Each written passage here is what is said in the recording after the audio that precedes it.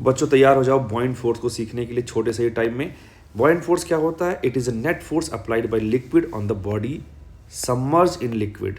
Again body completely submerge भी हो सकती है, पार्सली सबमर्ज भी हो सकती है। अगेन ये वाली बात खास इसमें क्या है जो मैं बता रहा हूँ, क्योंकि बच्चे से अगर आप पूछोगे कि भाई बॉइंट फोर्स क्या होता है, तो वो कहता है कि it is upward thrust applied by liquid on the body. But ये हमेशा यही केस है, ज़रूरी नहीं है।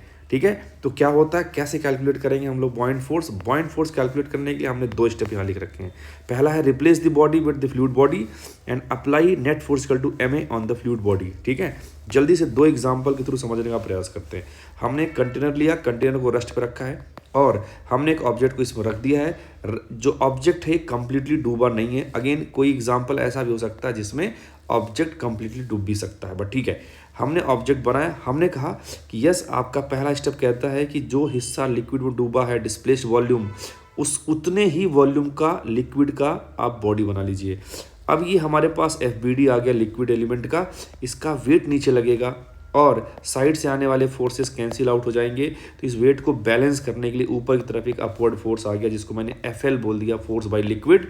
और वो कितना होगा? ml इंटू जी, और ml को मैं लिख सकता हूँ रो इंटू डिस्प्लेस्ड वॉल्यूम का, लिक्विड का वॉल्यूम, तो रो L इंटू VD इंटू ये G आपका वेट के लिए आ गया। तो ये बॉइंट फोर्स यूजुअली बच्चों को पता होता है। इस सेकंड एग्जांपल में आपको चीज़ें और क्लैरिटी के साथ समझ में आएंगे, ध्यान से देखते रहिएगा।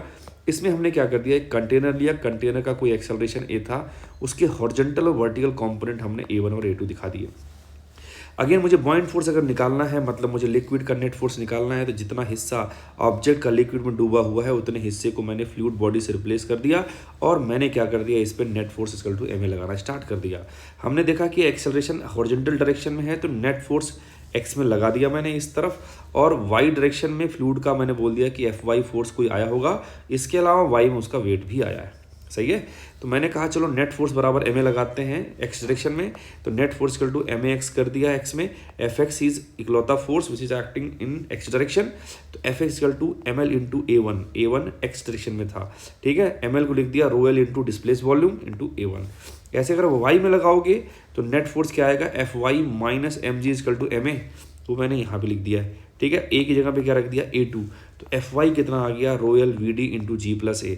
तो Fy निकाल लिया आपने, Fx निकाल लिया। Fx और Fy ये दोनों ही क्या हैं, लिक्विड के जो नेट फोर्स है उसके कंपोनेंट्स हैं x और y में। तो नेट बॉइंट फोर्स जो आएगा वो कितना आ जाएगा, Fx plus Fy। I hope समझ में आया होगा। Bye bye, see you, thank you.